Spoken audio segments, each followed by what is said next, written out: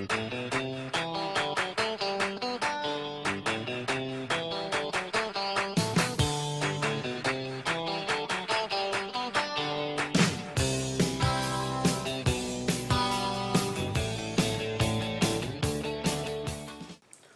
to another edition of the Futures League Rundown. After a short hiatus, I am back and ready to deliver you the best news in Futures League baseball. I'm Ben Hayes, and again we had a fully packed schedule last night as all 10 teams took the field. Let's get right to the action.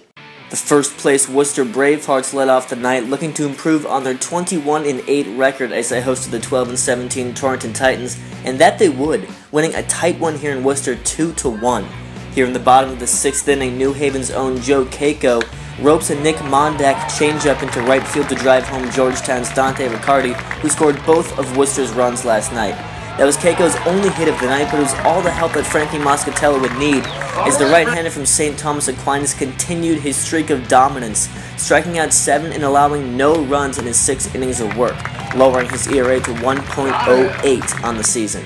The Bravehearts are now 5-0 in games where Moscatiello takes the hill, a good sign for the reigning back-to-back Futures League champs as we head near the All-Star break. In another tight one, the 14-16 Sharks welcomed the 13-16 Bristol Blues to the Vineyard, but this one got cut short. Northeastern's Jake Farrell launched a solo rocket into the seats for his 3rd of the season, but that would not be enough for the Sharks. Austin Chauvin of St. Mary's knocked out his first homer of the season in the 6th inning, which would prove to be the winning run and the final inning of the game. Blues take this one and stay 8 games back of Worcester, winning 3-2 in 6 innings. Showing some parity in the East Division, the last place 12-19 Rocks took down the first place 20-9 Seacoast Mavericks in Brockton last night to snap their 5-game losing streak. Columbia's Ben Porter provided the offense for the Rocks, as he had his first 3-hit night of the season. Porter went 3 for 4 on the night with a double and 3 RBIs, while Justin Lasko of UMass picked up his 2nd win of the season, tossing for 5 innings, allowing 1 run and striking out 4. Brockton gets back on track, taking down Seacoast 8-5. Looking to take advantage of the Seacoast loss, the 2nd place Silver Knights travels to Pittsfield to take on the Suns, and boy did they travel well. Nashua hung 16 runs and 19 hits on the Pittsfield pitching. Mickey Gasper of Bryant had himself a day, going 3 for 6 with 2 doubles and a dinger, while driving in 4 and scoring himself twice. Amherst College's Harry Roberson chimed in with an equally impressive 4-hit game, doubling once and driving in 6 runs, while scoring 3 times.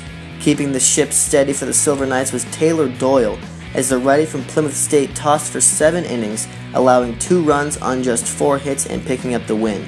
Nashua takes this one and moves to just a half game back of the Mavericks, winning 16-2. In the final game of the night, the Dirt Dogs took care of the Navigators, winning 9-2. Scott Manea of Florida International went 3 for 4 on the day with a homer and 2 runs batted in, while Sean Webster of Southern New Hampshire chimed in with a 4 for 4 day, scoring 3 times. Now time for the player and pitcher of the night, brought to you by On Deck Sports, the official sponsor of the Futures League. And the player of the night goes to Harry Roberson of the Nashua Silver Knights, as the shortstop from Amherst went 4 for 5 on the day with a double and a walk, while driving in a monumental 6 RBIs and scoring 3 times.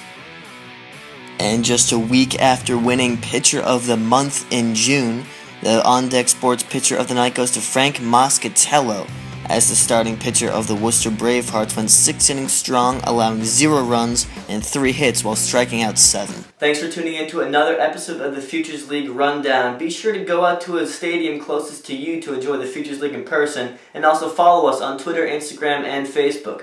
Until next time, I'm Ben Hayes. See you guys tomorrow.